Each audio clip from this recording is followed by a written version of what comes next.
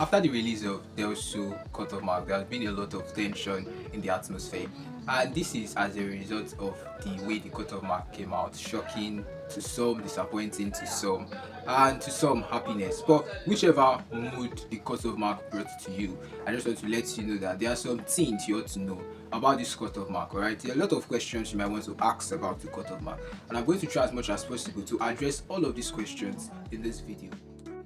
My name is Marvelous Akim and I'm a third year medical student of Delta State University, Abraka. It might want to shock you that even after the cutoff mark has been released, some candidates will still end up missing out on admission. And you might want to ask me why. The reason is because they wouldn't follow the necessary and normal procedure after cutoff mark comes out. Alright, so now you might want to ask me, what exactly is cutoff mark? I know a lot of persons are kind of very inquisitive about how the cutoff mark that was 70 last year get to 80, how the cutoff mark that was 50 last year get to 60, how the cutoff mark that was 60 last year get to 70, and a lot of questions like that. Many people are asking, why did they increase? A lot of persons are asking, why did they decrease? Why is my cutoff mark high? Why is my cutoff mark low? So in this video I'm going to tell you how cutoff mark are calculated and how cutoff mark are also generated. Alright, so you might want to consider that it is just a decision of the school to wicked aspirants, but the truth of the matter is it is dependent on the performance for that year that determines the cutoff mark. So if the performance for that year is high,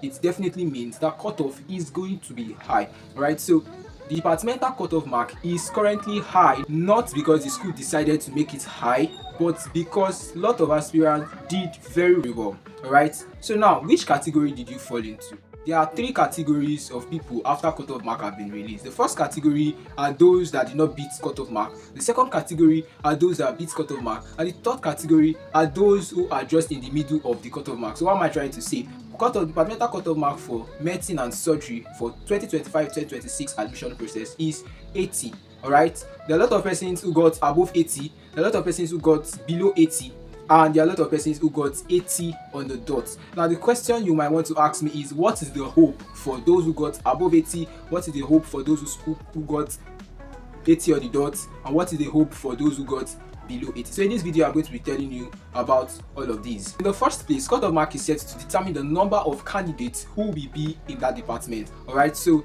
if you beat your cutoff mark either by 1 mark, 2 marks, 3 marks, 4 marks, any mark, but you beat the cutoff mark, congratulations to you, you will gain admission. Now if your cutoff mark or your aggregate is on the cutoff mark on the dot, you will also gain admission. Alright, but now your chances of gaining admission in first batch is not the same thing with those who beat it. Alright, but relax, you will definitely gain admission.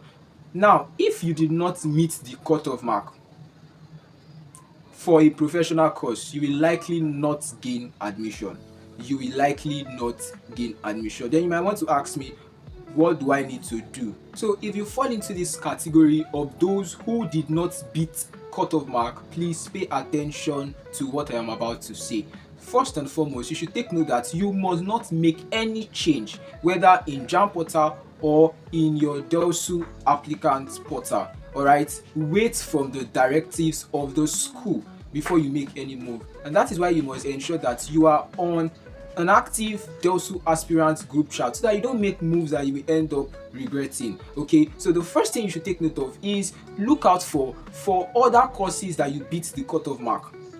Secondly, you should have a plan B, which is like an alternative. Alright, so if you are someone like me who is always medicine or medicine, pharmacy or pharmacy, nursing or nursing, and if they don't give me nursing, I'm going to write JAMB again, well, good for you, congratulations to you. But if you are the type who wants to just gain admission and also push further, then the next thing you must note is to have a plan B, and this plan B is looking out for other courses. Alright, now looking out for other courses, what you need to do is look at the cutoff mark, look at the courses that you beat the cutoff mark at least 3 points. The list of courses that will be vacant will be released few days after cutoff mark has been released. So what you need to do is to sit back tight and wait for it to be released before you make any move. After it has been released, then first batch will start approaching, but you should take know that even if you don't gain admission in first batch, there is still possibility that you will gain admission in second batch. So don't be too quick to make decisions, don't be too quick to make moves, don't be too quick to make changes. Ensure you consult someone